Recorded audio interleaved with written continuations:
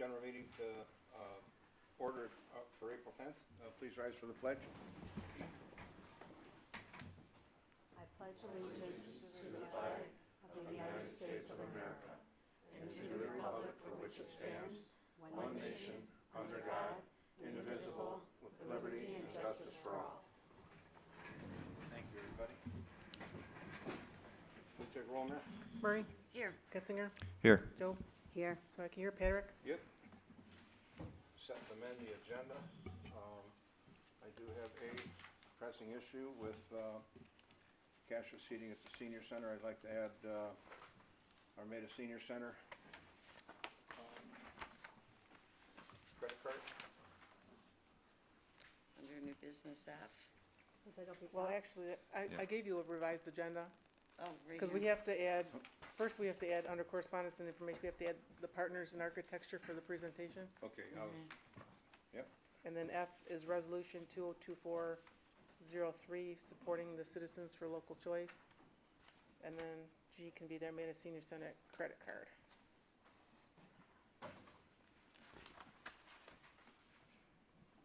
I'd like to add H, the consent agenda.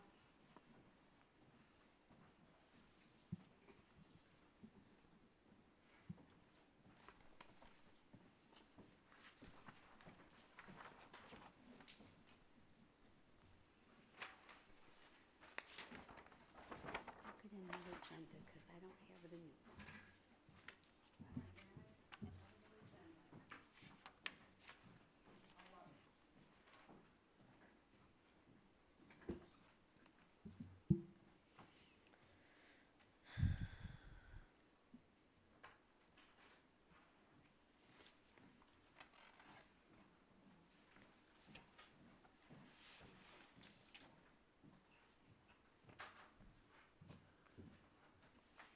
It's probably the same one. You're not gonna have the revised one, I gave it to John, you're gonna have the old one on there. That's why it's called adding to the agenda, amending it. I'll make a motion to approve the agenda as amended. Support. All in favor? Aye. Aye. Okay, we have an agenda to work from. Public comments.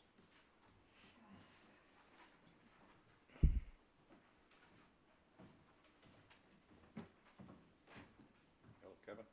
Good evening, Supervisor Patrick, members of the board, Kevin Grand, Armada resident. I'm here tonight speaking on behalf of Citizens for Local Choice regarding agenda item F on tonight's agenda, resolution 2024-03. I'd like to begin with a little bit of background. On October 10, 2023, Michigan State Representative Abraham Ayash introduced HB 5120, a bill which would nullify any local zoning for utility-scale wind and solar projects and transfer approval over to the MPSC, a state board overseen by the governor. The Michigan legislature approved HB 5120 shortly thereafter and was subsequently signed into law by Governor Gretchen Whitmer on November 28, 2023, becoming Public Act 233 of 2023. The purpose of this law is twofold: fast-track green energy initiatives and negate any local input into what citizens want in their own communities. Unless something is done to prevent this, this law will take effect in November 2024.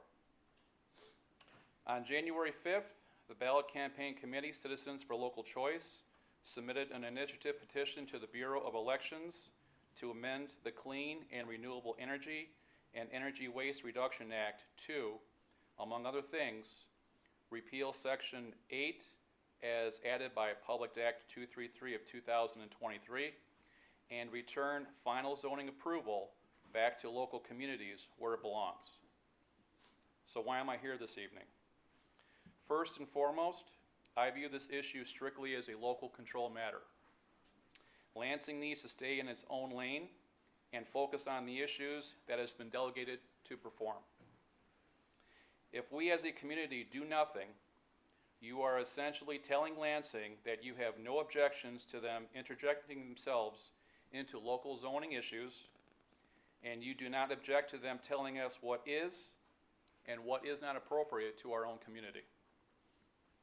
If there are other members of our community who feel the same, I would strongly recommend looking into Citizens for Local Choice. More information can be found on their website, micitizenschoice.org. If there are other members of our community who feel the same, I would also recommend reaching out if they want to either sign or circulate a petition. The email address for that is micitizenschoicemacomb@yahoo.com, and that's all one word, no dashes or underscores. Our goal statewide is to collect 550,000 signatures by the end of May. We already have received support from organizations such as the Michigan Association of Counties, the Michigan Township Association, and the Macomb County Farm Bureau. Resolutions of support have also come in from local units of government such as Columbus Township and the St. Clair County Board of Commissioners. If anyone has any additional questions relating to this initiative, I will be more than happy to speak to them following this meeting. Thank you for your time, and I hope that I can count on your support this evening. Thank you, Kevin. Thanks, Kevin. Are there any other public comments?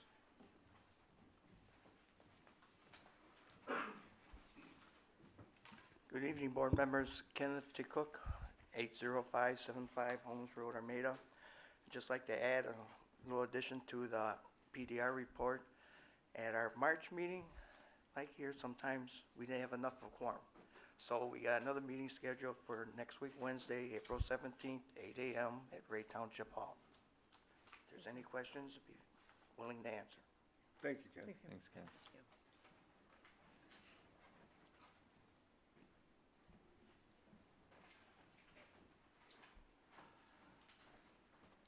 Good evening, Steve Nickel, 22675 Armada Center Road.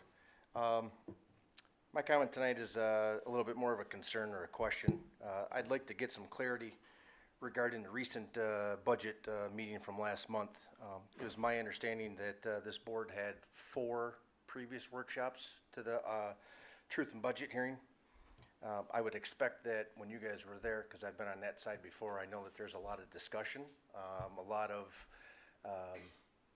camaraderie. Hopefully everybody's on the same side, obviously, because we're working for the taxpayers. However, we were all, I guess, duped on that because Treasurer Murray made a motion that a statement that there was no way that she could approve the budget presented in front, which then pretty much put everything into shambles. After you guys spent, I don't know how many hours, but at least 4 meetings. Is that right? At minimum? Yes. So with that being said, you were not able to approve a budget. After that, then you guys had a special meeting, I believe on the night that was Holy Thursday, which I think most families are with their families on Easter. My understanding, I think 2 of you board members were out of town at that time too, and you had only 3 board members show up for the meeting. It's sad that you were not able to come to an agreement, even though you did prior to coming to the truth and budget meeting. You then wanted increases in wages. You had 3 board members present. 2 of you that voted yes for it were ones that received wage increases, and 1 of you voted no, and the other 2 were not present. It would have been nice if the 2 of you could have been here. It would have been nice if the 2 of you guys could have voted like you should have the first meeting and not had this problem to begin with. It's a whole setup.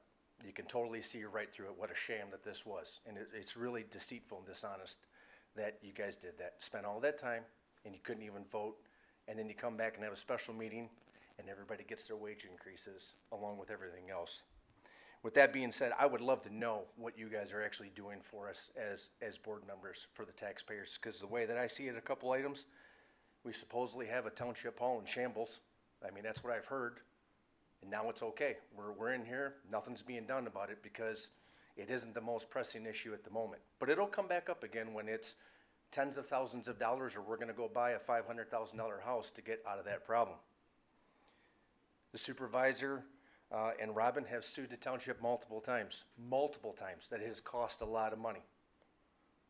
The supervisor and Robin have gone into your office and stolen firefighters' documents out of your personal office and taken them out of this hall. It's been on camera. You can clearly see it. The supervisor has allowed roughly 75 acres of industrial property on Powell Road for annexation that we have lost forever, that we will never ever get back. You can smile all you want, we're not getting it back. It's sad that we lost all of that property. Supervisor also stated very heavily that we needed $9,000 to pay for a traffic study for Blake's on Center Road. What did we do that for? Just to find out that another municipality is gonna tell us that the road's busy? We haven't done anything with it, but we spent that money, because it's not your money. Does the township, everybody have internet? I don't think everybody has internet. There's just, what good have you guys done? Nothing. And this is where we're at. And we just keep increasing wages. We keep kicking the can down the road. We don't have a building that's functioning, or maybe we do. No one ever says anything. You've got a consent agenda now that you don't even explain anything. Where's anybody available to talk to? No one's around to talk to. I'm not calling on a personal phone. I'm not going down to your office. This is the township hall. This is where people are supposed to be at. How do we get this information? When are you guys gonna ever explain what you guys are doing? Other than just saying, I sit over there, I answered only to me. No, you answered to us. And it's gonna show this year in the election. So I hope you guys all plan on doing a better job. If not, I hope all 5 of you are gone. Thank you. Thanks, Steve. I concur. Are there any other public comments?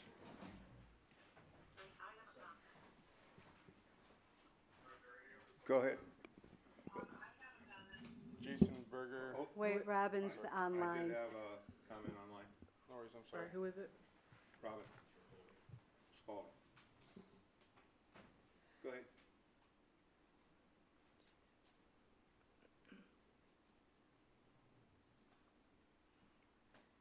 You still there?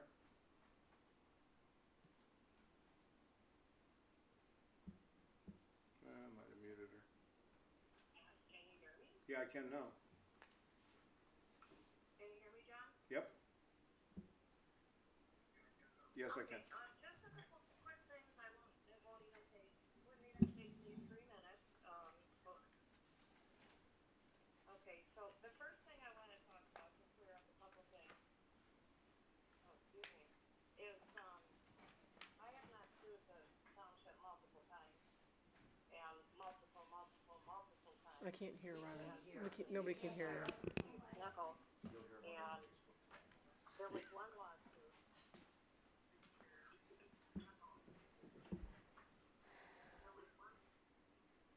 Go ahead. Okay, thank you. There was one lawsuit against board members who held an illegal meeting.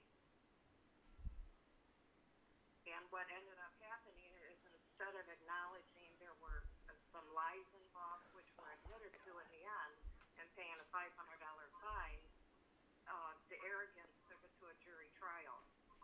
And therefore, it was a personal loss to somebody on the board.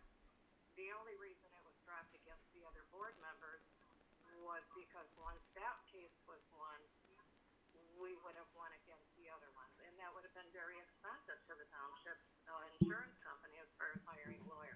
So that was dropped. Doesn't make it that you didn't do something wrong. It was just dropped. The documents that were gone into the clerk's office a few years ago, which is really a stretch. And yes, there is a video, and yes, I have it. No documents left the office. What we were pursuing was a complaint from the fire department personnel that they were forced to sign a paper that they could not make more than $10 an hour overtime. And we were made aware of that. Obviously, it had to go to the supervisor. We went to get the records, we were reviewing the records, they suddenly disappeared, and we found out they were locked in the clerk's office, which we didn't know why. Made us feel very suspect. We pulled them out. We did it right in front of the camera. We spread everything out. We looked for what we needed. We made copies of those signed documents from the fire department personnel, and we put them in the supervisor's office. Not one of us walked out of that building with any documents at all. As far as the annexation, we lost nothing on the annexation. Nothing. We still get all of our taxes. Yes, we lost the annexation as far as it going to the Village of Romeo. We have not lost one dime. Not one dime. Not a penny. Nothing. As far as John not being in the office all the time or being over there all the time, I understand this is your rhetoric and stuff you guys want to hang on to for many, many, many years. You ask Mary, ask Sarah, ask the people in the office when the supervisor is there. He's there at least 3-4 days a week. He is there at some point, sometimes twice a day. Continuing to just repeat this over and over and over again is the same as you saying I have sued the township multiple times. But I will say this, some of the things that these board members do say really needs to be reined in because you just don't have carte blanche to say what you want about people. You don't. If you're breaking a law and it's the only way to stop it, that's the last resort. A lawsuit's the last resort because you can't get the behavior to stop. Hopefully that helps. And that's all I want to say. I just don't appreciate just so much misinformation by somebody who shows up once a month at a meeting, has some off conversations with some people that are hanging on to stuff that was from 10 years ago. You don't even have anything new to throw at us. So do some research. Come up with some new stuff. This stuff is just too old. Thank you. Thank you. Mr. Berger?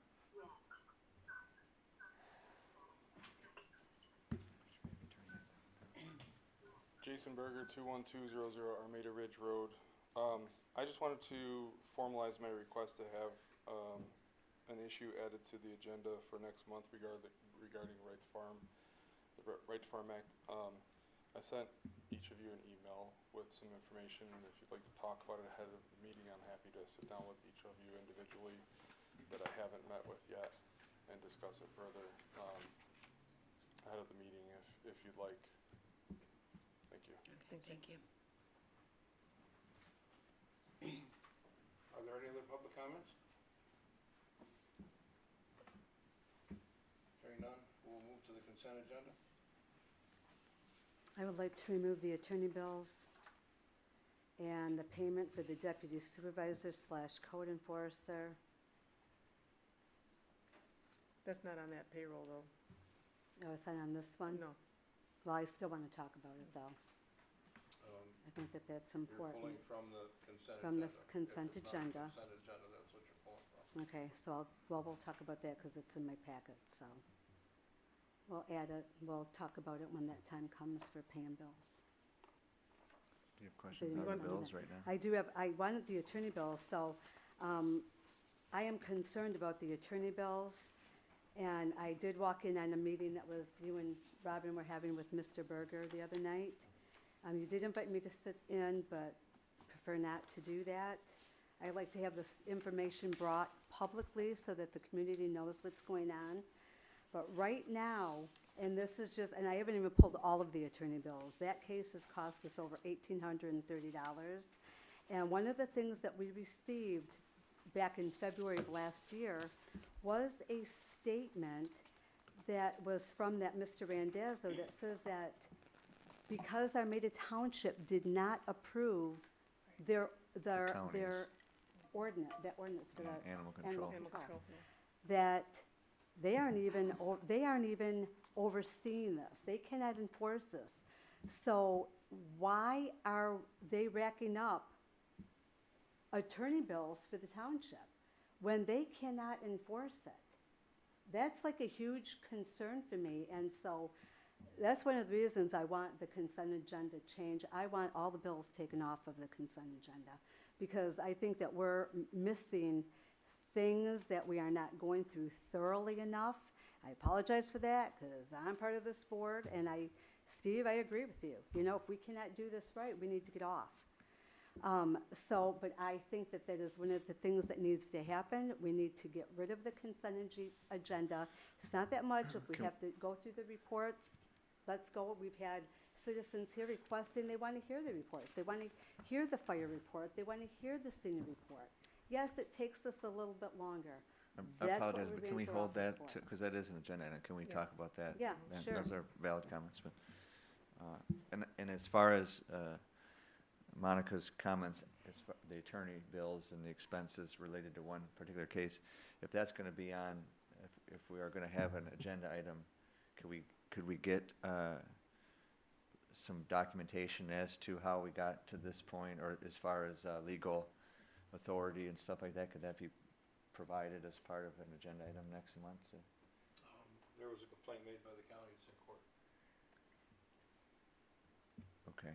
Well, But the county, how is it that the county is suing our residents? That is like a huge that's a huge No, red flag. It's not, is it really us it's the way our. pursuing the yeah, case? it's the way our ordinance is written, allows the county to make a complaint on our behalf. But- So it's the township that's in court. But we only have domestic animals. Those are farm animals. We understand, Mr. Berger and us had a good conversation.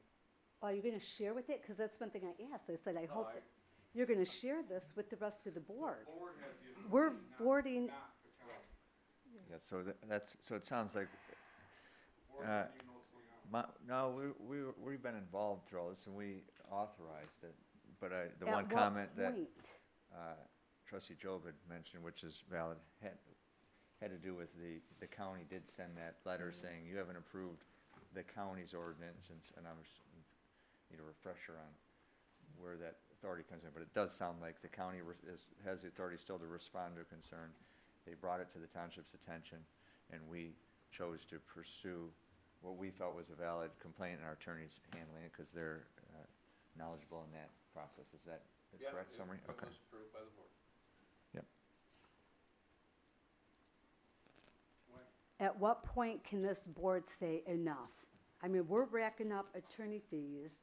I'm sure Mr. Berger's racking up attorney fees. When we have a letter from them stating they don't have jurisdiction over farm animals. Right. With And the- MDR was out there to We're do not, the. Yeah, we probably should. We'll All right. We'll talk I about do- that next I- time, I yeah. Well, I'm think- not Talk voting, about I'm, the well, consent okay, let's go think ahead and move it, the- because I'm not paying bills. This To is answer your ridiculous. question, I think the answer is the county is not, we chose as a township to pursue the complaint. They're not forcing us in that regards. So the expense would be at our own fault, I guess, if that's your question, if I'm understanding correctly. That, but Well, when are we again- going to again, court? we're When not is this talking going to about- court? We're not talking about what's in court, we're talking about the consent agenda. Okay, Yeah, but why So- not express these items? You guys did it before. We know nothing about this. Well, we How just would went to a we- different what format. would we get a look at, John, about your instance with Mr. Berger? Like, how would I even know to say, oh, I wonder what's going on with them? We don't even hear it in the meeting. I wouldn't know if I hadn't walked in on it. Well, you can certainly code always official ask for a reports. copy of the agenda packet, but we are definitely gonna talk about the consent agenda later in But this the meeting. the agenda packet is always for what's going on. It's never about something prior, so you're walking in tonight. If I get the agenda packet for the first time tonight, it's the first time I see it. If Well, we that's can- how it always Right. be. But you never know, you guys know We're, everything we're, that's going on way in we're on advance. the consent agenda, we're not debating the public, Gotcha. okay? You should be discussing every line item to the taxpayers.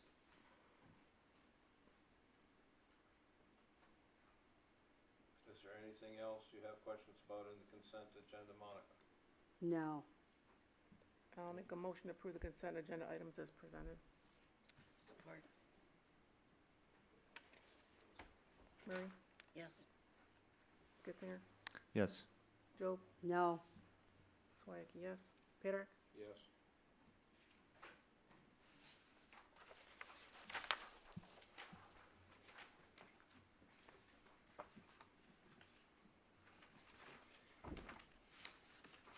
We come to our correspondence information. We have with us tonight our partners in architecture, we're gonna put a presentation on for the feasibility study on the new, rebuild of the fire department. Please, I will allow you the floor in more than 3 minutes.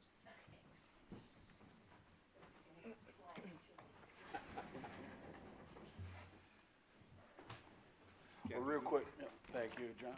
Real quick before Lauren gets going here with the presentation, this is the culmination of what the board voted on back in, I believe it was September board meeting when we started all this.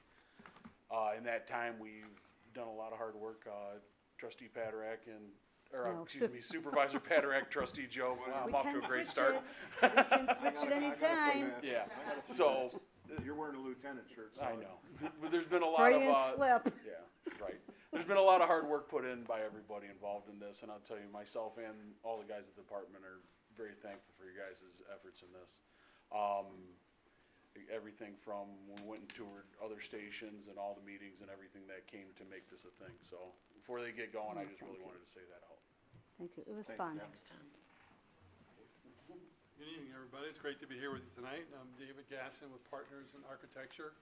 And before I turn it over to Lauren, who is project manages the job and worked through the process, I just wanted to kind of echo some of what Tom just said in terms of the process and the participation.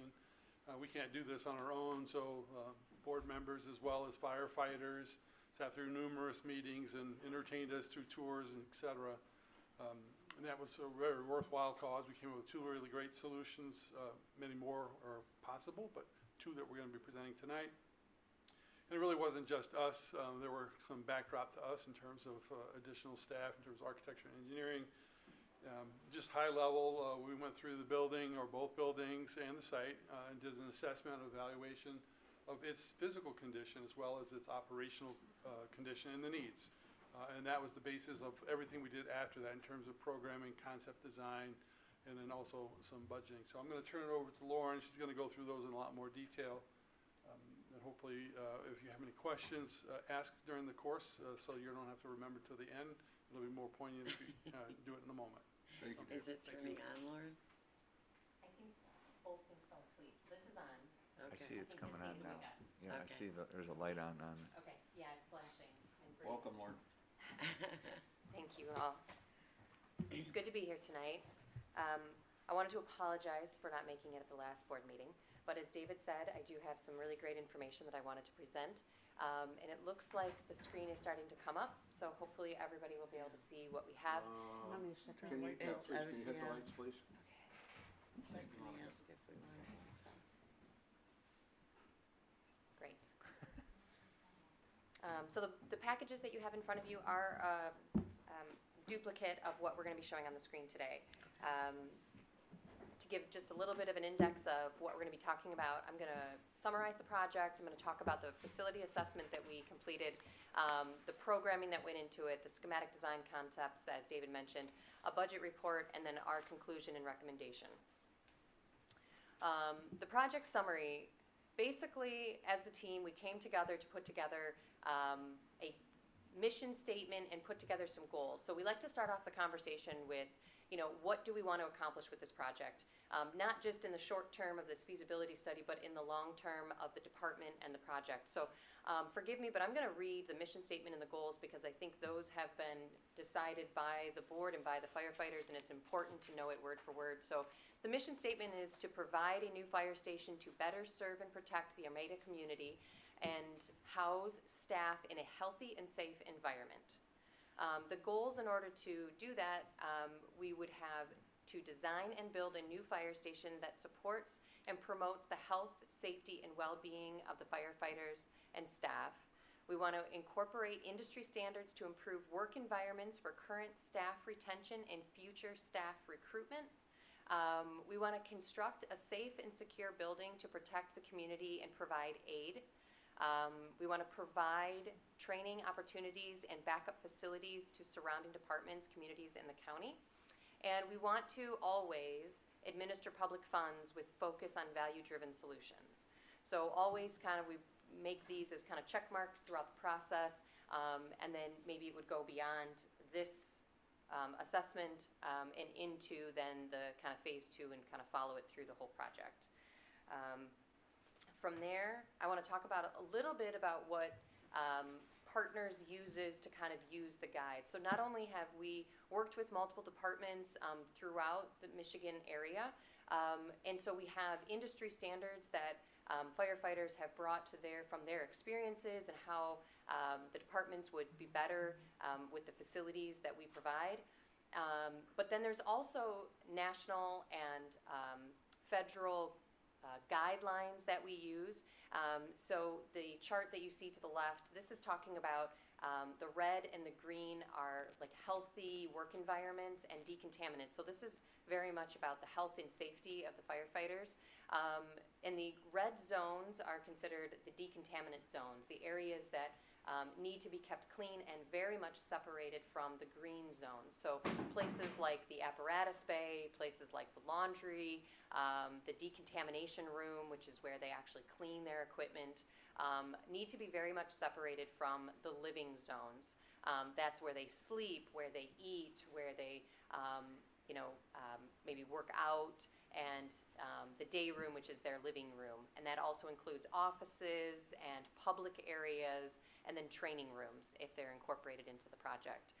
The center portion, it's a little hard to read, so I apologize, but it is showing that there are very particular clearances that are recommended for around apparatus bays and around the apparatus. So this is their recommendation of if you have a wall next to an apparatus, if you're parked in the middle and you have an apparatus and an apparatus next to each other. So we often go back to this guideline to make sure that we're creating the proper clearances. The NFPA 500 is talking about the minimum requirements for, again, the wellness and the health and the safety of the occupants of that space. So this is a high stress, so they implement practices to help de-stress that. And so we have worked with the firefighters to figure out of those industry standards and guidelines, which ones make the most sense and how we want to implement them into their facility. The facility assessment report, this starts with us as partners coming in and analyzing the existing conditions. So this is just a quick footprint of what the existing station is. It's not really labeled, but the building on the top right is the older station. This houses the fire engines. It does have the training room and some offices, and it actually has their kitchen and a restroom. Then, completely separate building, you have to go outside to go back inside, are the dorms. You have the day room, and then a restroom, and then the apparatus bay that you see towards the bottom, which I don't think you can see my mouse, but that's where the ambulance is, and there's actually fitness equipment inside the apparatus bay. I do have some other existing conditions to kind of support some of those comments that we find along the way. So the left picture is showing the circulation paths. When you prep vehicles for the next run, you really need to be getting into all aspects of the truck. Every area has a nook and a cranny and a storage compartment that needs to be checked and verified and re-prepped. And to be able to circulate around the trucks is very important. It accounts for efficiency in calls and loading. And right now we are very, very, very tight. In fact, you can see that there's really not a way to circulate around that. And then the garage space that we have at the bottom, there's a couple of things that are key. I will say that the overhead heights is great. I've seen a lot worse. But we do have some items that are being stored in here that really shouldn't be stored in an apparatus bay. The grill, for example, should not be in there. Somewhere where you eat should not be where you could potentially have contaminants. The left picture is again in the apparatus bay showing that their PPE or their personal protection equipment is inside the apparatus bay. We often try to put that outside of not only sun, but you don't have a lot of sun in here, so that's not a huge concern in this case. But again, we try to keep a PPE clean, and it is in where the decontaminants are. So if the truck comes back from a call, it needs to be clean. There's particulates that are in the air that get cleaned off, and now it's being sprayed onto clean equipment that is being stored around the perimeter. So we definitely want to try to fix that. The other side is showing the circulation around other areas where we just don't have enough storage for the things that are required to have an operating fire station. Thank you. There we go. Here's a picture on the left, the fitness equipment. Again, if you are sweating, breathing, taking in large amounts of air, we shouldn't be with the particulates that could be circulating in the red zone space. The overhead fire engine in the right-hand side, that's just showing some of the circulation zones. While the head height is great, the space between the vehicles is tight. Here we have the kitchen. And it's actually dualed with the training room, so if there are firefighters that are on duty looking to cook their meals throughout their process, they could be interrupting the main training room or the main conference room. It is kind of one in the same space. The other side is showing broken blinds, but really it's the size of the day room that's here.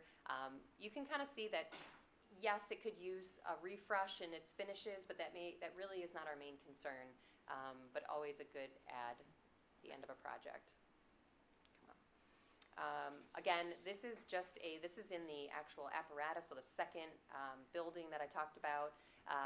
This is just a small prep kitchen. You could microwave something, but you really can't cook a meal.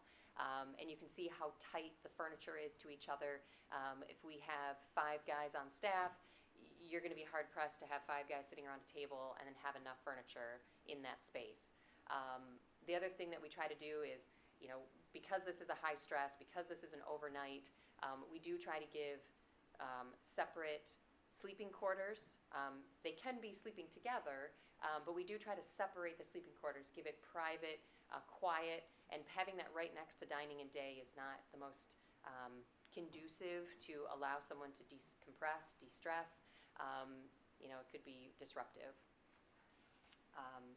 Just showing that they're all together, the dorms. And we mentioned that when these dorms were put in, they were kind of retrofit. And so when you retrofit, I know that they probably weren't put in per the fire code. There's certain dampers when you're in sleep zones that we need to be looking at. Those sleeping zones need to make sure that we have a fire rating around all sides, not just the walls, but the ceiling as well. And that takes into consideration any dampeners in the ductwork or any piping that comes through there. This is a very important area. It's actually a lot of different things all smushed into one. What you're looking at on the far end of this room is a washing machine or an extractor. This is what they put their PPE equipment in. This is like a laundry room. Again, dirty stuff comes back from a call. You need to wash it. It becomes that sort of transfer zone between the dirty and the clean. We do not want anything really that's that clean in that space because of that potential for decontamination or contamination. So the blue box that you see there is actually a SCBA fill. That's their air pack fill. That is a very clean process. We breathe in those packs. We need to be filling it in a clean zone. And the fact that we kind of shove everything into one room is not industry standard. Very much want it separated into a clean zone. And usually those SCBA rooms are for fine tuning and also some meter working and equipment cleaning and tuning. And so we want to keep that clean, and it's often also air conditioned as well. So just things that, they're making work for now, but it is definitely not an ideal situation and is not current in industry standards. When we do put together the assessment report, we do create this Excel spreadsheet. I won't list all the items, go through it, but these are when we walked through, we itemized what we saw, and put a determination on how we want to fix that. The primary objectives that we listed here, I have touched on them, so I'm not going to read every one, except I did want to read, and I'm sorry, I can't quite read it from there.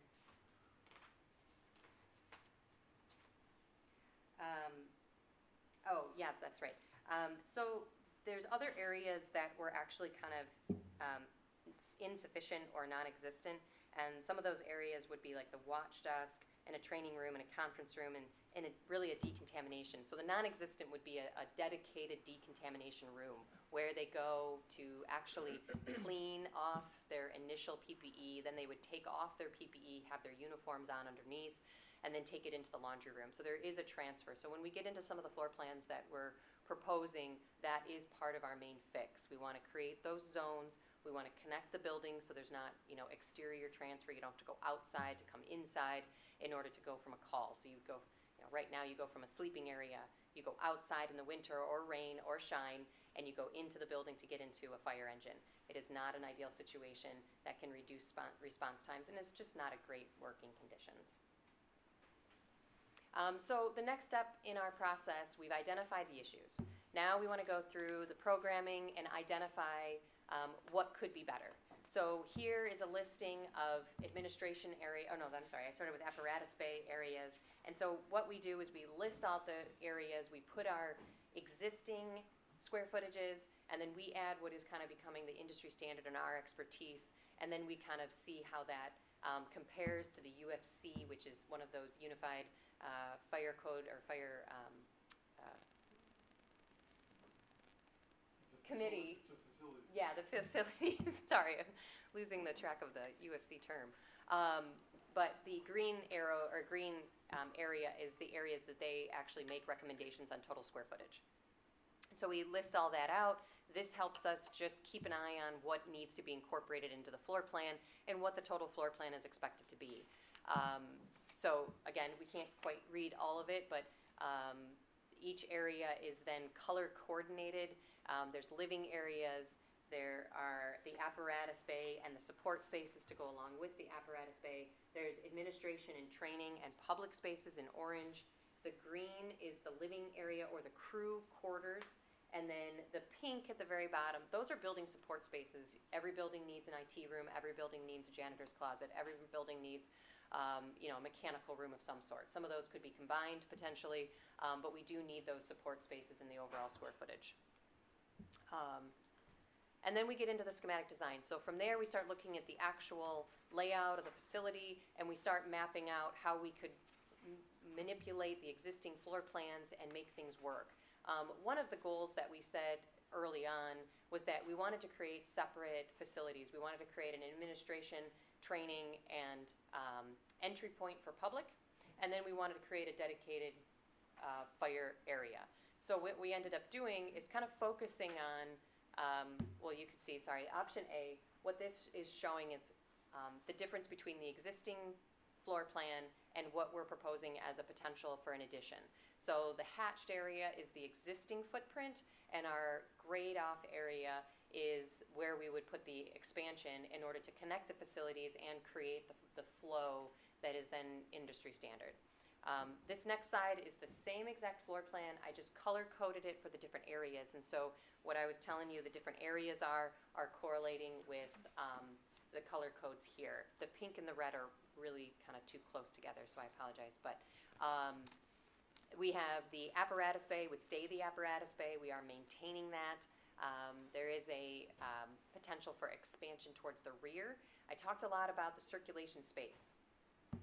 This apparatus bay, we are not planning, we did not discuss expanding it in width. So you would maintain the tight quarters, but what we are trying to better is the storage items around the facility. So we are actually giving dedicated storage spaces to each one of these functions, getting it out of the circulation path, trying to better it the best we can in this case.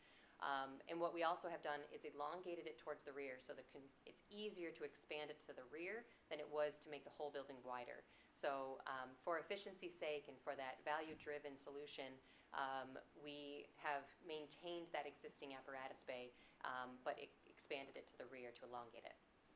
And then you see the green space towards the right. That is actually being maintained as kind of a public entry and a training facility, along with the blue, which is the offices. That is its current configuration. We just sort of updated to gain an extra office and kind of pushed and pulled some of the walls. We have a new transfer area just, I guess, to the north of the training room, which is that gray hallway area. That's a nice direct connection from the apparatus bay, and it's creating a separation from these different zones.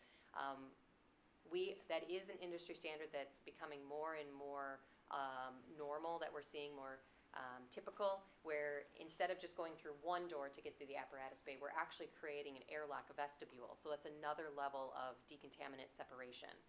So that's why you'll see a double door as best we can in some of those situations where we're separating the uses from the apparatus bay.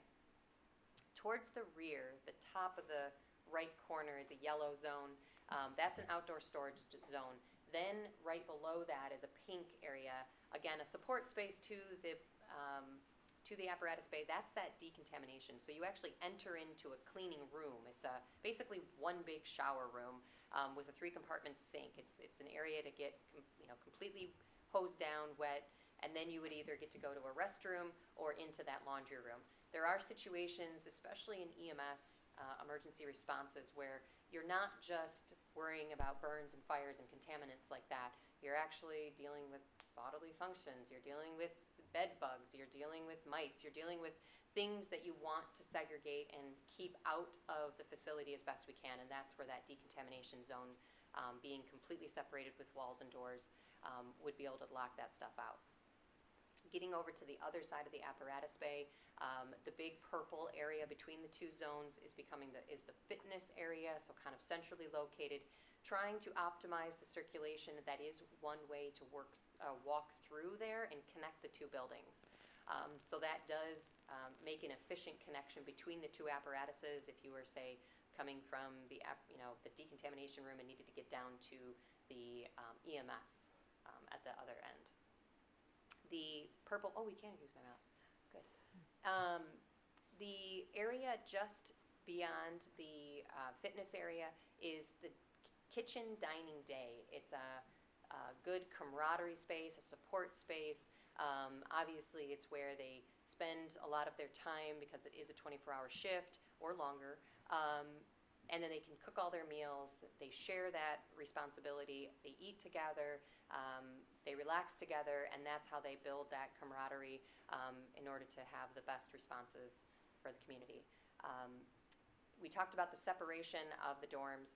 Towards the top, this then becomes a dorm hallway. So we have about 6 dorms off that hallway. It is separated from the kitchen dining day. We have restroom facilities that are separating the two uses, and then once they go to a response time, they would actually come out of there and go straight through the apparatus bay from there. So it's the connection to the apparatus bay is centrally located as best as possible, so no matter where you are, you're going straight down into the responses. And it's especially important to try to keep those straight as much as possible, because when you're coming up out of a stupor, you don't want to be zigzagging through the entire facility. So we tried to straighten those out as best as we could.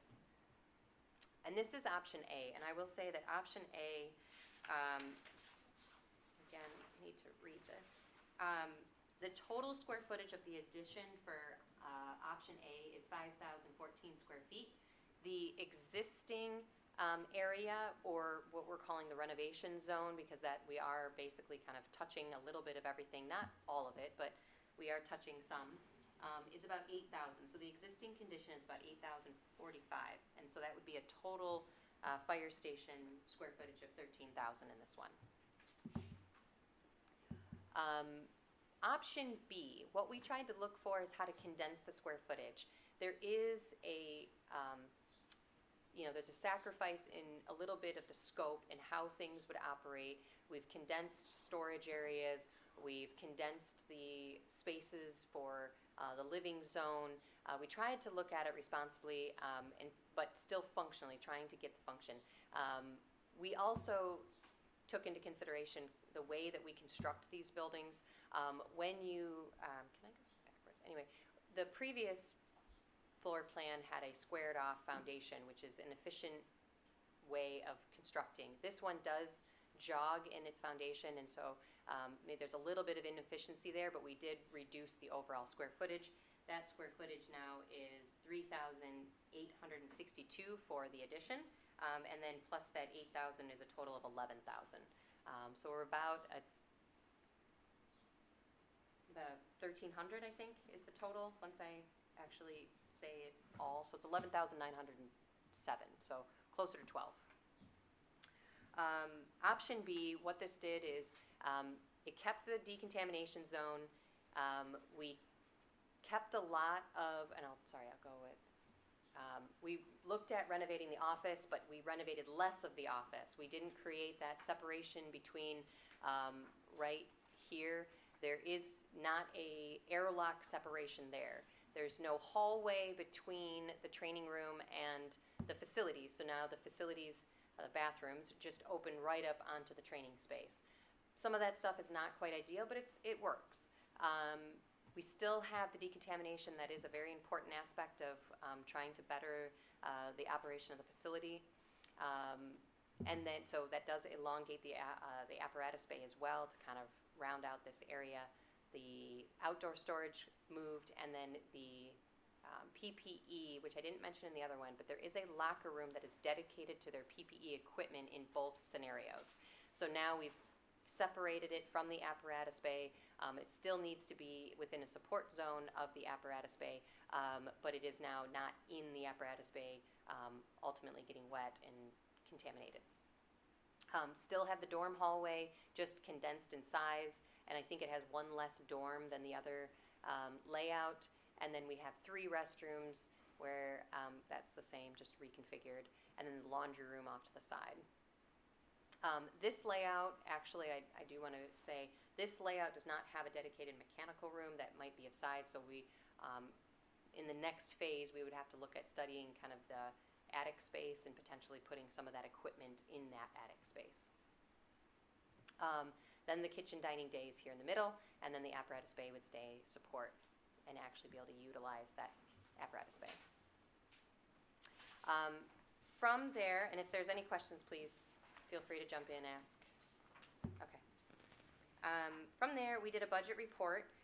This is a very general budget. What we are looking at is an estimated ranges. Being that it is very early and we haven't made a lot of selections, we're going off of general square footage costs that we're seeing as an industry trend right now.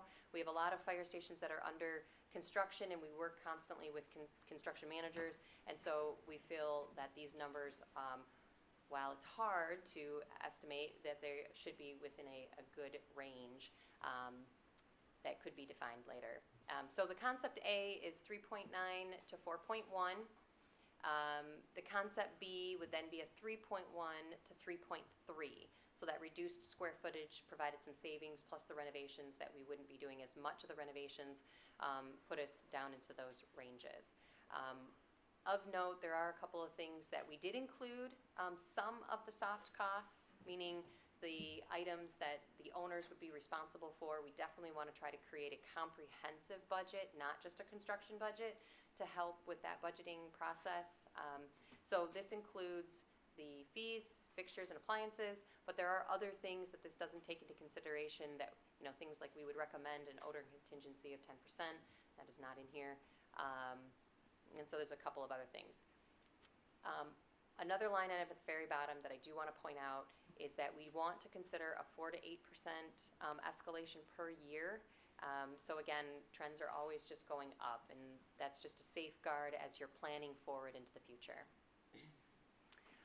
So in our conclusion, we are concluding that option A is really the best value for what you get for the overall square footage, not only for now, but into that 50-plus year building and the growth of the department and the community.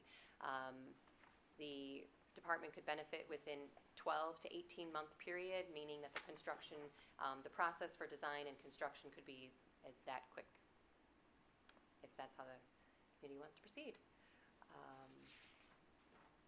So after that, questions or discussion? Can you pop the lights on, please? Yeah. David, anything from you?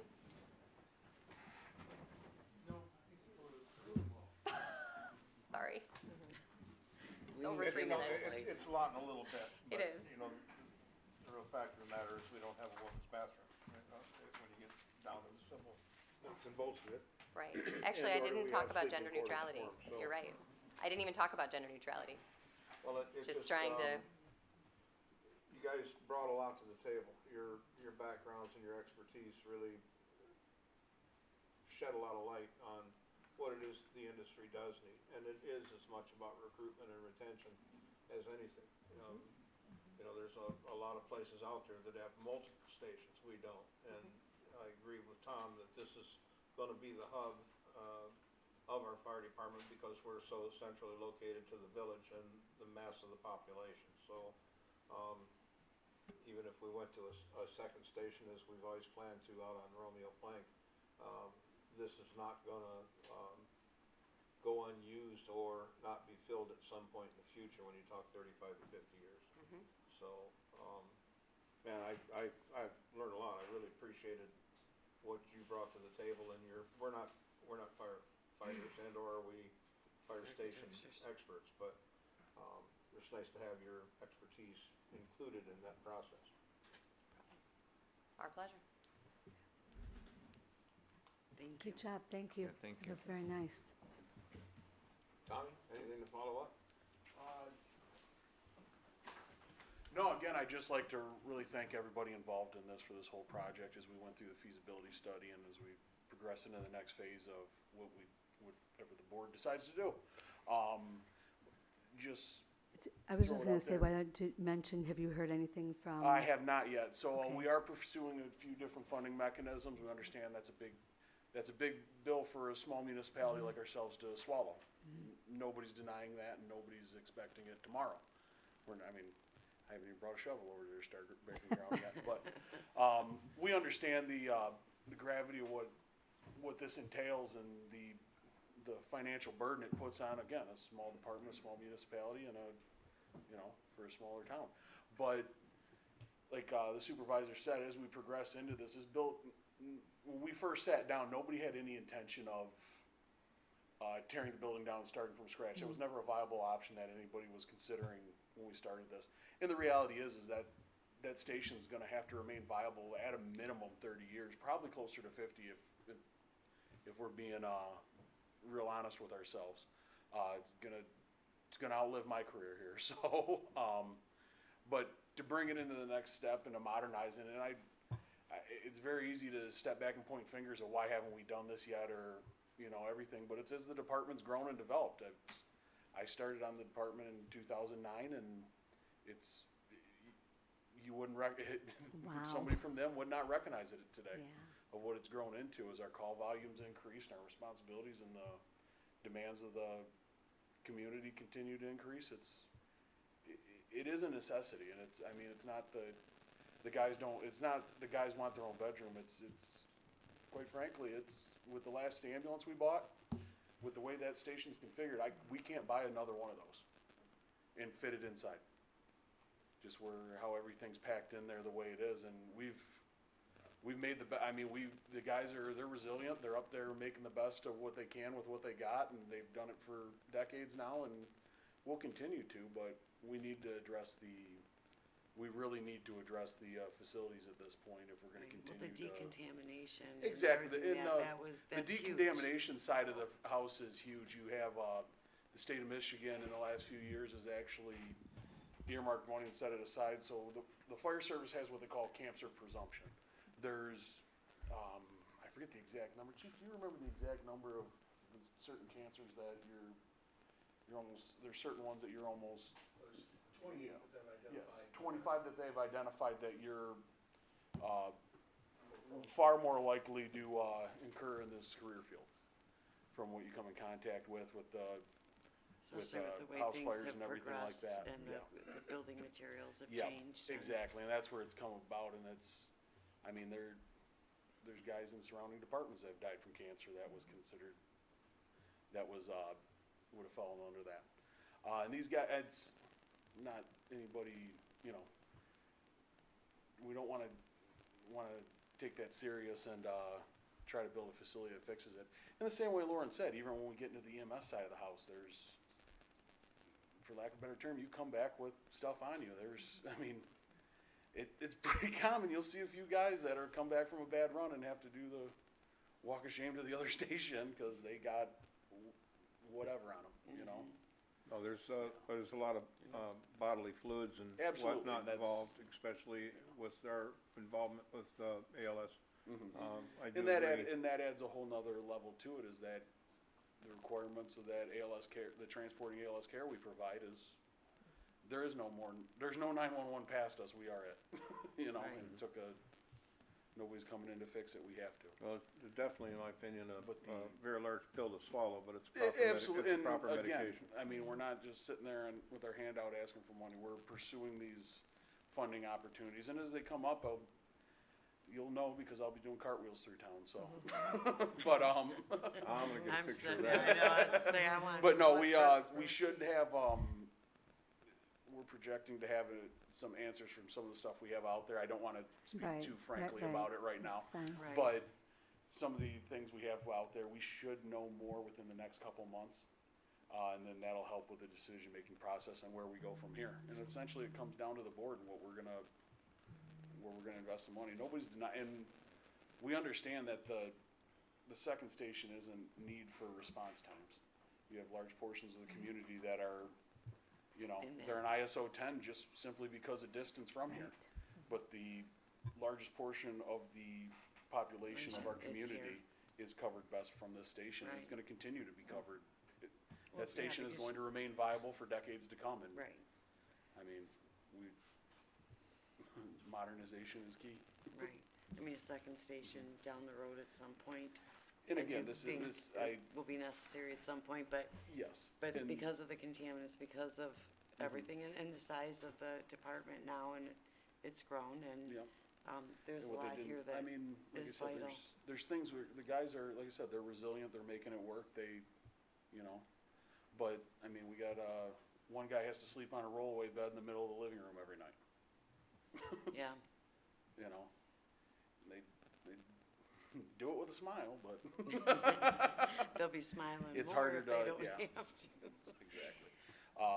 So if there's no questions for me, again, Thanks, Tom. thank everybody for their time and all the help we've gotten from this so far. The Thank guys you, are Tom. real, You did, real thanks. you guys did Okay. great, so Thanks, Tom, appreciate thanks, that. everyone. Thank you, Tom. Thank you.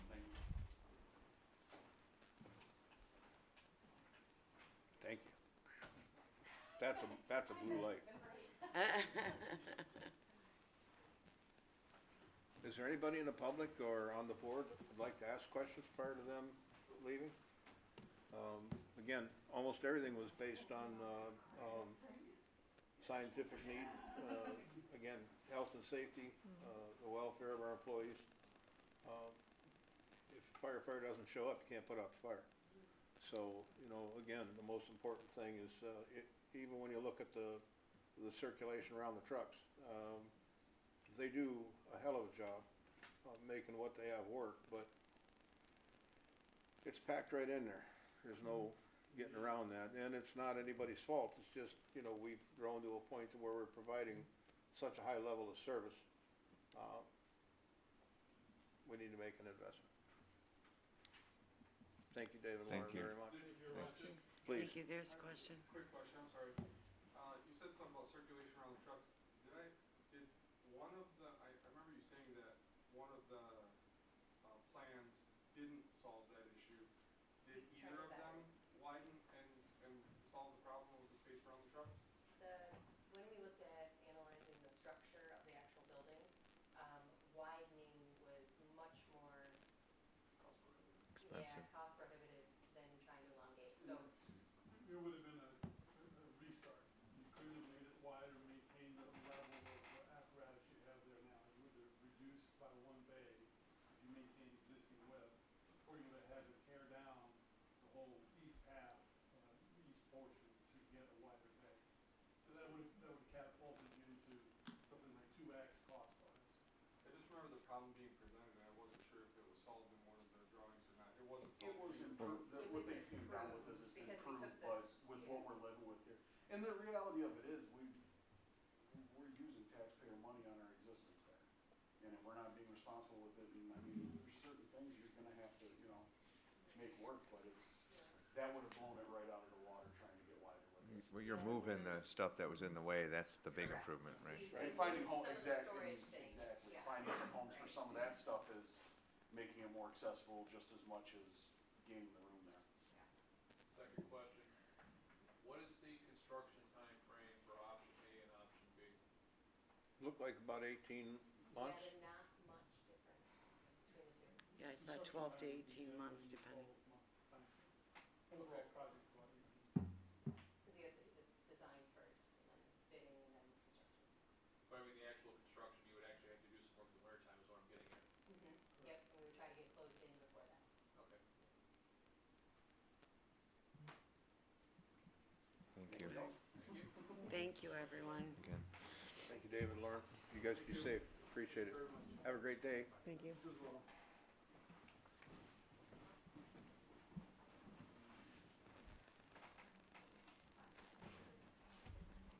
It's There's- definitely enlightening. No unfinished business, so we'll move on to rezoning Miller Farms. Be next on the agenda.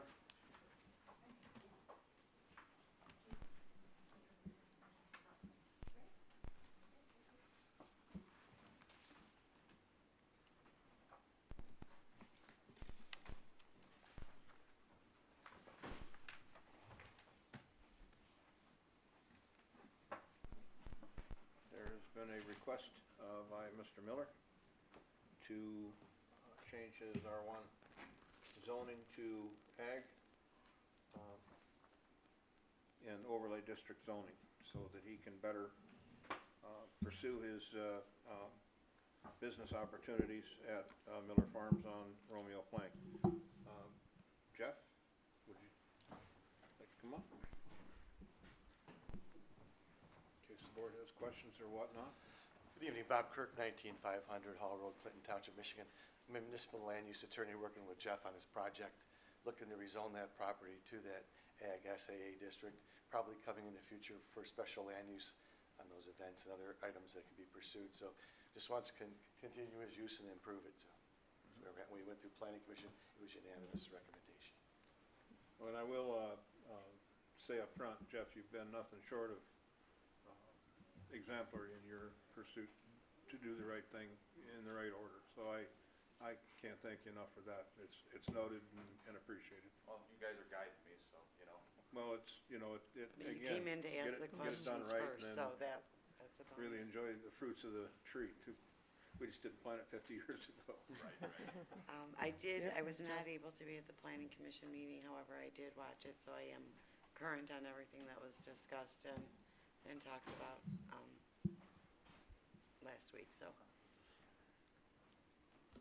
I'll make the motion to approve the rezoning of Miller Farms, 71800 Romeo Plank, from R1 residential to AG agricultural preservation and SAA, a special agricultural ancillary overlay, because it meets all the standards of section 19.06.5 of the Armada Township zoning ordinance. I will second that. In reviewing the information provided, I didn't see any concerns. The planning commission didn't appear to have any concerns, and as far as an agricultural community, I actually feel like this is a benefit to Armada. Most definitely. Yeah, Yeah. absolutely. And I'd like to add, when we brought this in, we were working off the original value-added farming, and that shut us down at 8 months and didn't allow people to diversify as necessary. So it was put out there for people that have property and these opportunities to utilize it, to maximize their diversity and their profitability. So I'm glad you're doing it.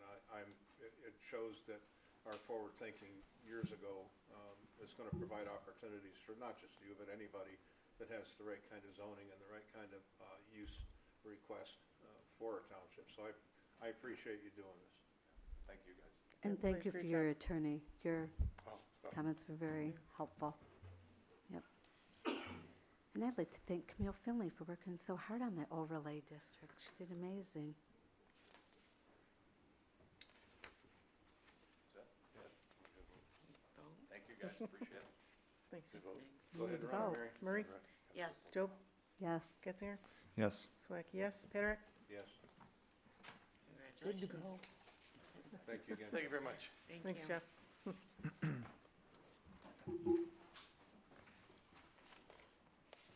Now we're gonna move into current enforcement concerns that we have.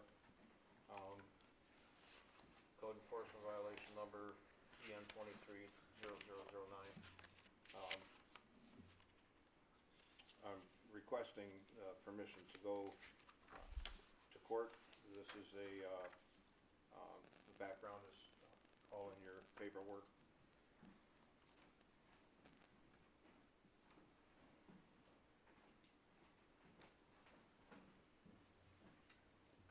So you need a You just motion made to. motion to pursue it in district court, is that what you wanna? Yeah, Okay, that's your motion? Yep. Okay. And 42nd, 1 District Court. I'll support. I mean, it appears we did all that we can, and this is our next step. And some of them are, have already been to court. There's been some misdemeanors issued, and With him, with With this this one? specific one? no, Okay, well, So how far, this one has not gone to court at all then? it's The- gone, we've sent the letters, in contact with the property owner, now it has to go to court. Okay, but that's, We've exhausted. Because they're not in Not gone to compliance as court of at all. April 8th, right? What's that? Because they're not in compliance. So as of April 8th, Yeah, it doesn't, right, your little I note still there. have- Okay, all right. Murray, Yes. Getzinger, yes. Job, yes. Swati, yes, Peter? Yes. Our second one, code enforcement violation EN 23-0010. Again, this needs to be added to the, this actually has to be sent to the Macomb County Circuit Court. I'd like a motion to authorize supervisor to have township attorney pursue violations to Macomb County Circuit Court.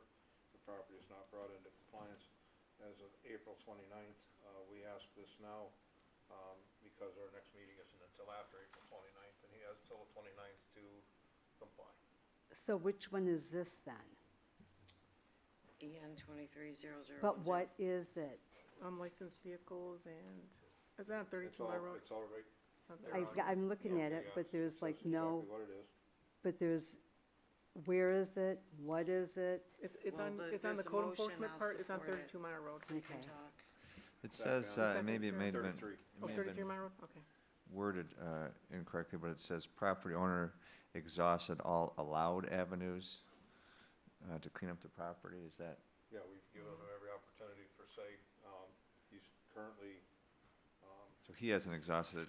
We have given him all the opportunities and they haven't, no, you know, he been hasn't able to. complied, and Okay. so he was Okay, so that. charged in okay, district that's not court, right. put on probation, and he has 60 days to comply with the court, and I'm asking for this, so if it's not complied to, I can go to circuit court without waiting till the next meeting. Gotcha. Murray, Yes. Getzinger, Yes. Job? Who's the support, I'm sorry? I, Sarah. Sarah Okay. was, yep. Swati, yes, Peter? Yes. Oh, this one's on 32 Mile Road. Asking this for was This was another 32 Mile Road, okay. code enforcement violation EN 23-0014. I'd like to make a motion to authorize supervisor to have the township attorney pursue violations at Macomb County Circuit Court as property has not been brought into compliance after multiple communications and deadlines. I'll support that one. Murray, yes. Getzinger, Yes. Job? Again, where is it? We've got all this, but there's no, like, where is it? This one's on 32 Mile Road. This one's on Yeah, 32? if you look at like your code enforcement report, it's got the numbers on there and it has the address. Yep. Monica, yes, no? Monica? No, Swati, yes, Peter? Yes. I'm gonna go out and talk to him. There needs some clarification regarding comp time. There was a question brought to my attention about 7 hours for a hazmat training on a Saturday that Chief Cohut turned in. The question was, does he report for the 7 hours or does he report for the time and a half, which would be 10 and a half hours? And based on our history with comp times or whatnot, This was brought up previously as far as clarification well, on we comp time, talked right? about it, and that's kind of what we have to get to the bottom of. These are Thank you. things that we've learned from the past. There's, these are all for you. Background on this real quick, or? What's that? Please. Sure, please. Okay.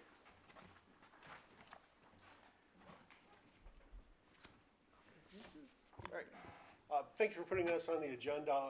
Basically, I'm just looking for some clarification. There although we thought we did a great job with the contract, identifying really all the areas, this is something that came to light. On March 16th, we did the first of our quarterly fire trainings. 4 times a year, the fire department has a large-scale exercise on the weekend. These programs bring in all of our full-time firefighters and all of our part-time firefighters. And this past one was for hazmat exercise, hazmat refresher. The next one we have scheduled is going to be on water shuttles, supplying water to engines that are fighting fire. That one, we're actually planning on bringing in members of surrounding communities to do these. So these are Saturday trainings, they're all-day trainings, and they're really, really beneficial. In addition to that, they're mandatory. We make everybody on our roster come in and participate in these, just because of the benefits that we gain from actually working together. Really, in the spirit of transparency, when I submitted my time card, I approached the clerk and said, hey, there's 7 hours on here from Saturday, March 16th. I'd just like to throw it in the comp time bank just so we can keep track of it. That was the end of the discussion. I didn't realize the wheels that were going to start moving behind the scenes for that. But I'm glad it did, so we can get clarification on that. It wasn't my intention to be paid out on this. It wasn't supposed to be on that check. It's simply a bookkeeping measure. And again, we've discussed at every step about being transparent about the hours, and this is simply a way to clarify that not only this training, this type of training 4 times a year where it is, you know, a large-scale exercise that I expect every member to be at, is covered under that, and that it would go into the comp time bank, used eventually as vacation. So, Go ahead. as you'd mentioned, so was chief paid additional for that comp time? No, Is that what no, he had stated? no, it was just like in his contract, Or cause you just, it was yeah. just about the training, cause in here it says employees shall receive overtime hours as comped vacation days at the rate of 1.5. Employees shall receive overtime in those instances which employee participates in or emergency fire event response. That's where I just wanted the clarification. Well, that's from what all I this. had asked, even when we had that, like when we discussing when we were hiring you, it's like comp time, I thought was only if you were to go out on an emergency run, like with training and all that. That's what he said, if you're gonna be here late for a meeting, go in later at work. If you know you're gonna have that training. In instances like this, today, I've been here since 8 o'clock this morning, Right. so I understand I'm gonna adjust my schedule later in Right. the week. For instances where it is an all-day weekend training, I don't intend to adjust my schedule. I'm not gonna take off on a Wednesday because I was here all day Saturday. I would just like to track those hours so they can be put into As the a matter comp of time fact, bank it and was, then used as a vacation. it was what we set up when it got started. We haven't tracked comp time properly through payroll to this point. From what we've been through till now, I've asked the chief to turn his hours into Andy Fifley, who does the payroll and his comp time, and the clerk has put it on his pay stub so that we have a running total on a regular basis of his comp hours. And his comp hours, he can use as time off. He can take a day off as opposed to use a vacation day or a sick day. That's what he's banking it for. That's what comp time is. So this kind of, what I gave you just kind of explains to what we've learned and how we're going to do this moving Can't forward. read that right now. Which is included on your pay stub, and track it as we go along. So there's not too much to have to figure out at the end. Well, I think And again, that it's issue a here is, bookkeeping measure. yeah, Yeah. so is the intention to discuss if that was an approved comp time accrual, or are you just stating that that he did it correctly? I'm a little confused. Yeah, on what you're- I believe he did it correctly. I believe it is comp time. He came in on a Saturday to do hazmat training. He does it quarterly, and it is 7 hours. He did it on a Saturday because he can only get the crew there on a Saturday to train them. So his anticipation is to do it quarterly, which is 4 times a year. And he came in and worked on a Saturday. So if I'm And understanding the 7 hours correctly, equals to 10 and a you're, half hours comp time. if, Right, and Yeah, one of his that's how it's questions was, do I turn in Yeah. the 7 hours or do I turn in the 10 Yeah, if you do and a half turn the seven, Okay, it'll so- convert I it. wasn't Wait a sure if I minute, had so to convert it 7 before I hours gave it to you, equals or- No, 10 and a I got half it, so hours of it comes- comp time? I've it's got it, so it's time and a converted. half, Of the so contract. I've got it, so 3 it's and a half converted plus over. 7 half, hours. so it's 10 and a half Okay. hours. Okay. I thought she said it was 10 and a half. It was. It is. Okay. Convert. Forgive me, but just to try to clarify on the comp time use, so if chief is on his normal day-to-day, has a meeting that's late, a little late, it's not intended that you're kind of adjusting your schedule slightly to, maybe leave early the next day, and even meetings like this essentially, but if emergencies, training, stuff that's, he's given up to Saturday, wouldn't be fair to say you gotta take a day off during the week, because that's a significant amount of time, and it's an inconvenience. Counterproductive at the Yeah. least. Yeah, Right. so, And really, all I'm looking for is clarification on this for these large-scale ones. There's other trainings that, are 2 hours in the evening that are off-site that, if I do attend, again, that was my choice. It's not a mandatory training. Sure. That's either on my time or, it's flexible. I'm just trying to make sure we discuss this thoroughly since it's here. No, again, I so- appreciate it. And I wish we had discussed it more thoroughly during the initial contract negotiation, but I know. I'm glad it Well, came to light now. I did watch that meeting that we had this discussion on, just so I was trying to figure it out, and that's why I called you this morning to go, what exactly, what's going on and stuff, so, so I did my, I watched the meeting and again if- and called On you. a kind of a side note, if the township does end up utilizing BSNA for timesheets, there is a way to, Yes. you can input Yep. comp time earned, and Mary- then it I've already done that. automatically, Mary's already got that worked out. yep, but, it sounds to me like there wasn't certainly much discussion needed. It's, you input 7 hours and it automatically adjusts Yeah, for the it time and a converts. half, so it shows your bank as 10 and a half in this Correct. case. Yep. And again, like I said, it's not only bookkeeping, but I want the transparency, so there's no question. Yep, I appreciate that, from this. yeah. We're good. Thank you, Chief. Thank you.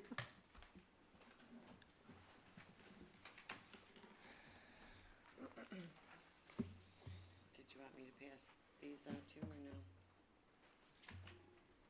Oh, that's for the senior center.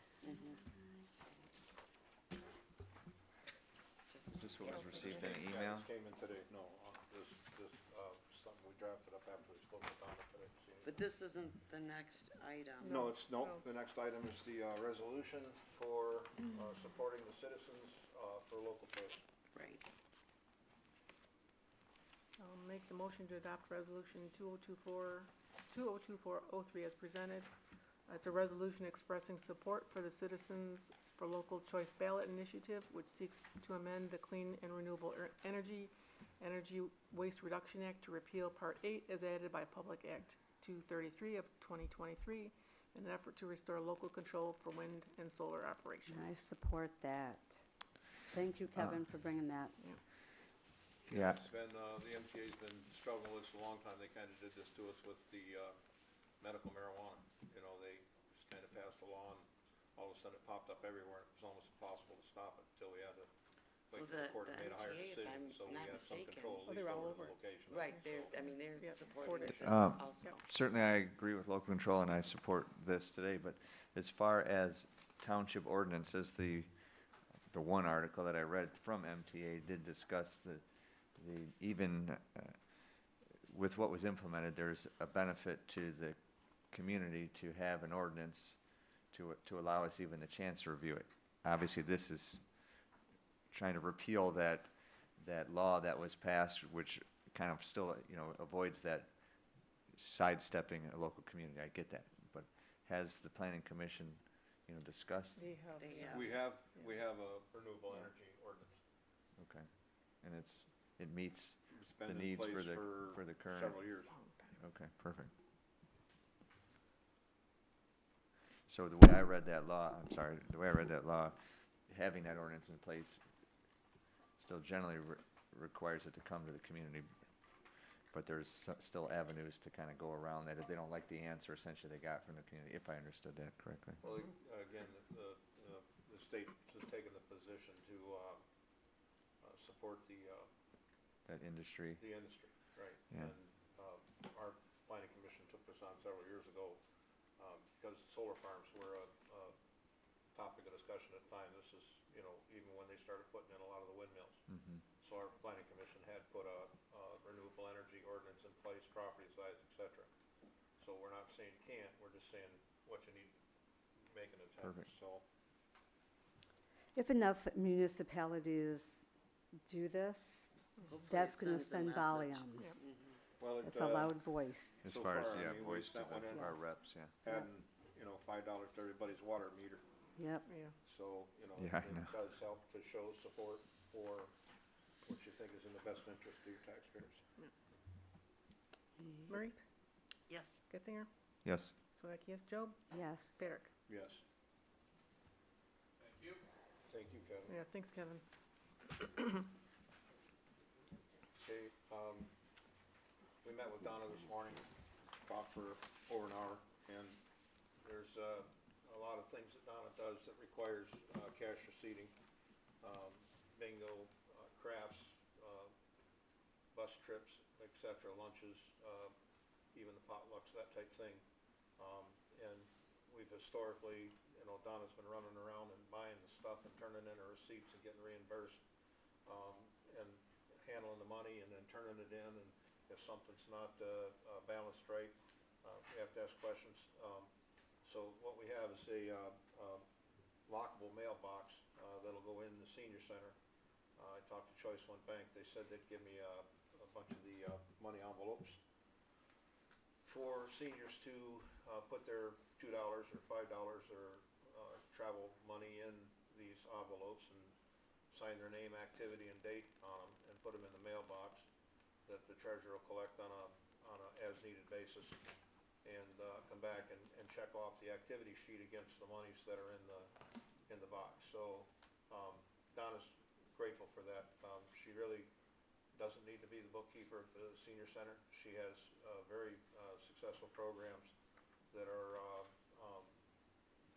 well received by her constituents, her trusting seniors, and so I think that what I'd like to do is have permission from the board to issue a credit card with a $1,500 limit to the senior center, and to allow Donna now not to have to drive to a dollar store and put on her credit card, but she can order online and have it shipped right to the senior center, which avoids her driving around, taking it from the store to the trunk, to now she can get them online and have it delivered right to the senior center on a township credit card. And the monies that are collected can be, if you will, tracked. We're even, you know, taking $2 from everybody and then giving it to the bus driver for a tip. Well, if you're taking money and then giving it to the bus driver for the tip, we really need to know where the $2 came from everybody, and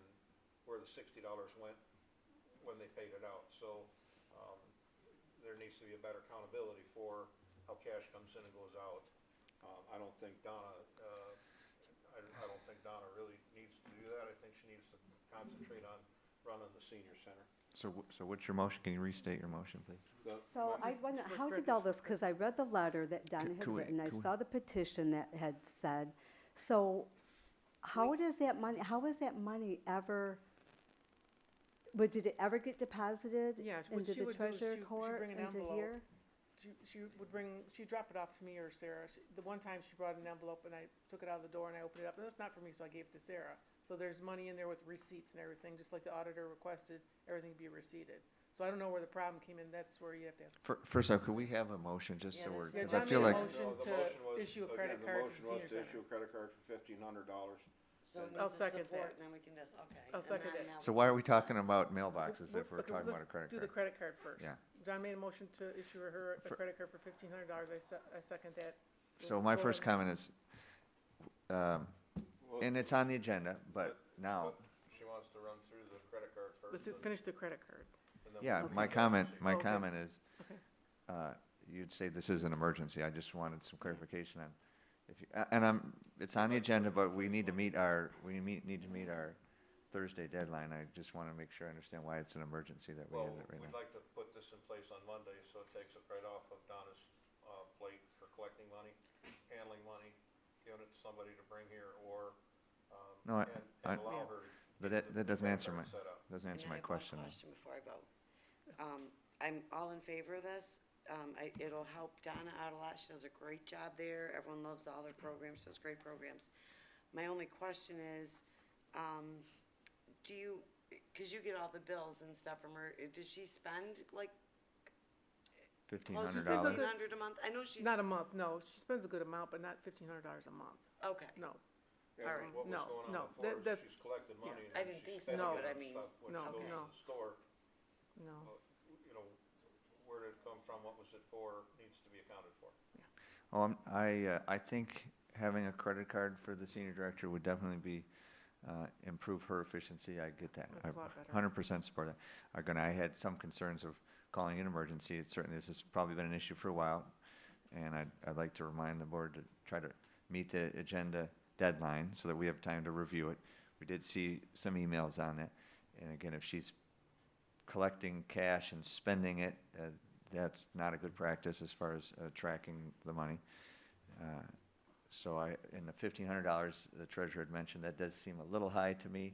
If we as a board are comfortable with the senior director spending $1,500 a month and stuff without some sort of approval, because they'd be small amounts, they wouldn't necessarily get approval. I would say maybe that number should be lower. Considered $1,000, and the thing is, let's just say she has $750 on there and wants to spend another $300. She's $50 over the 1,000. You know, it just depends on how the credit card's paid down, because the money has to be collected, turned in, receipted, cash put in the account to pay the bills down. And So, she, Is and that she can true? even put deposits down for the trips on a For the credit card trips, too. yeah. So that, like you said, that would be Yeah. another, if that's Yeah. $500. yeah, But I it have doesn't no always issue. happen. My only question was, Yeah. and Mary said she doesn't spend that much every month, and I didn't Mm-hmm. think she did, but I don't see the bills. I just see all, No. you know, the cash coming in. It's So not- Mary's saying that she doesn't do that, but you're not saying per that month, potentially. But it could happen where there could be an overlap, where she's got a trip going out on, May 10th. The bill comes in, June 10th, and she's got 2 trips. the best part really about the credit card is it's a running, It's easy, it's a running easy. Yeah. tally. Okay, and you're expecting that her trips would be used, that she'd use a credit card Well, for she these? can do that, she can put trips? deposits on there, She instead can of do the waiting for me deposit. for a check, cause they want them by a certain date. You know, we don't have board meetings every reserve. week. So For who's us. gonna be reconciling what, like the money that comes in and then the credit card? Because there was that issue where all the taxpayers had to pay $1,000.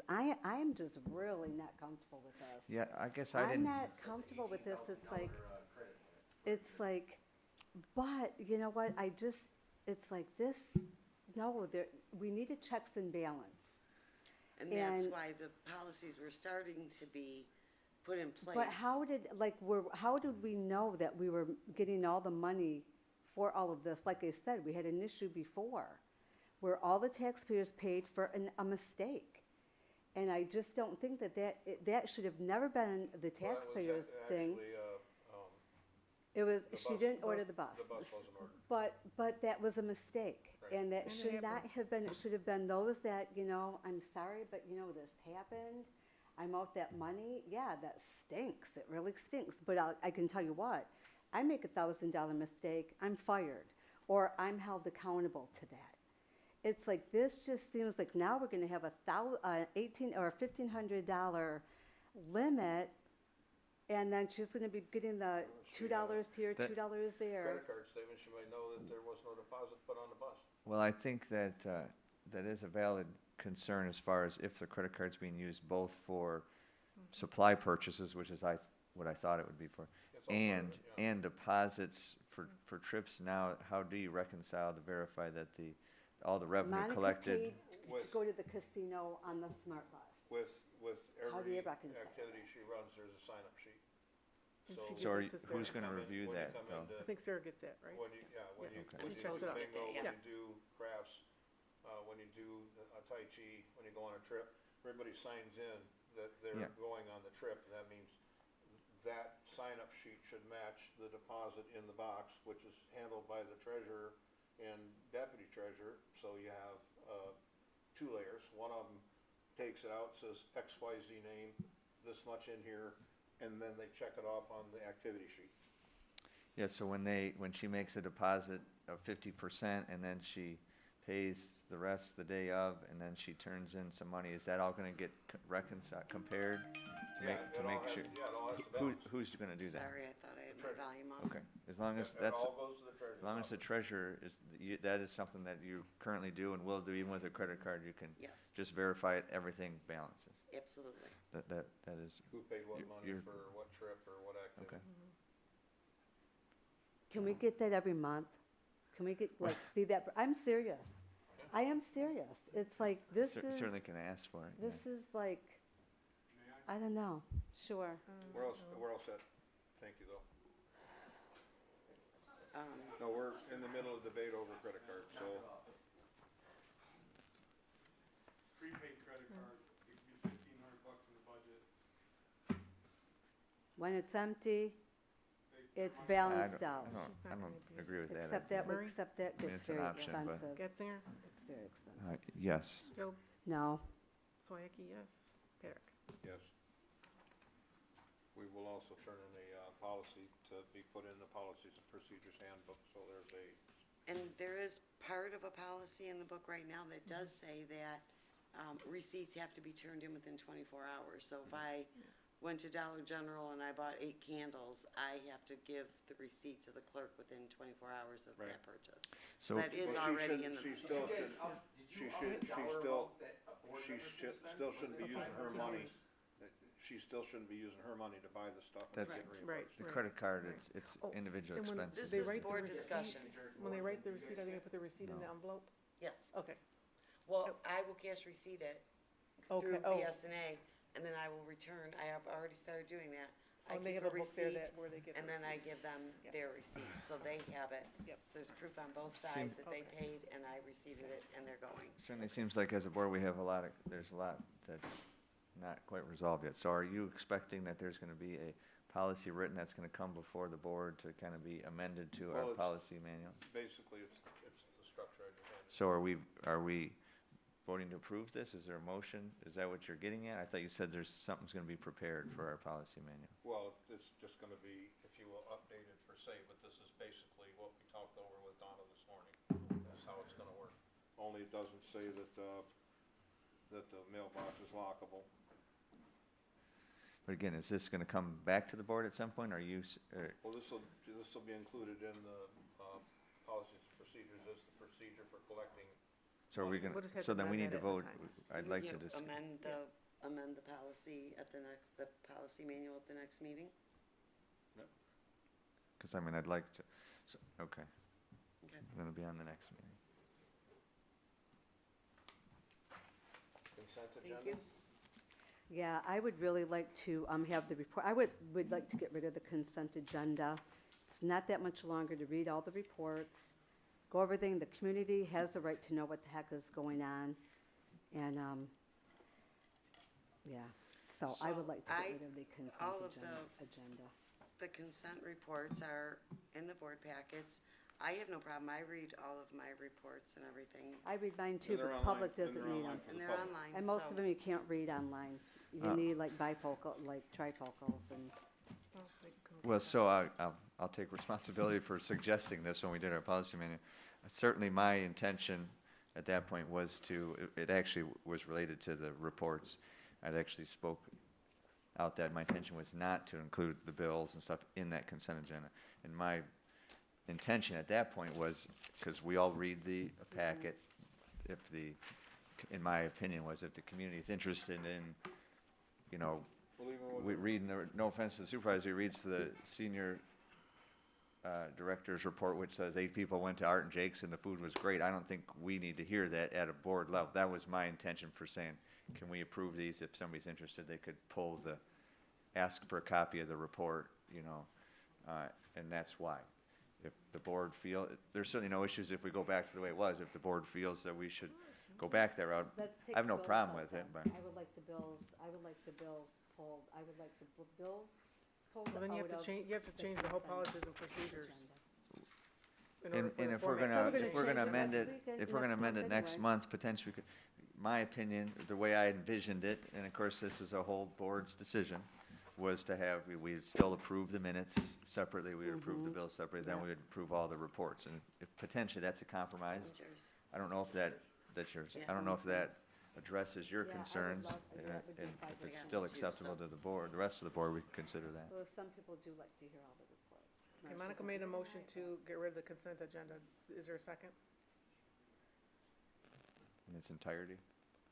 Would you like to revise your motion? Okay, I'll revise it. I would just like to have the minutes and the bills pulled from the consent agenda. Well, I'll second that.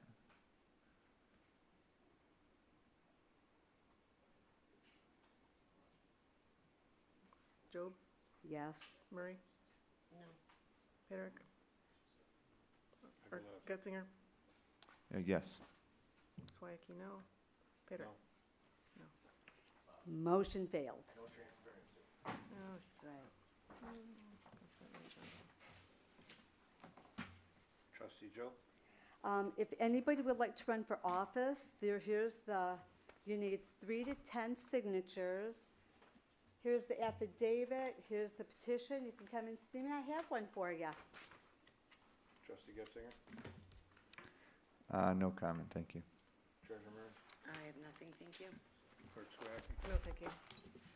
I'm going to send our deep sympathies and condolences to the Troya family. They moved in 1960. Their son was killed one day in Armada Township by a drunk driver. He's 53 years old. Andy Troya, who owned T&T Martial T&T. Arts in Romeo. And it was a terrible loss. So our condolences to the family of the Troyas. After saying that, I'd like to make a motion to adjourn at 8:41. I'll second. All in favor?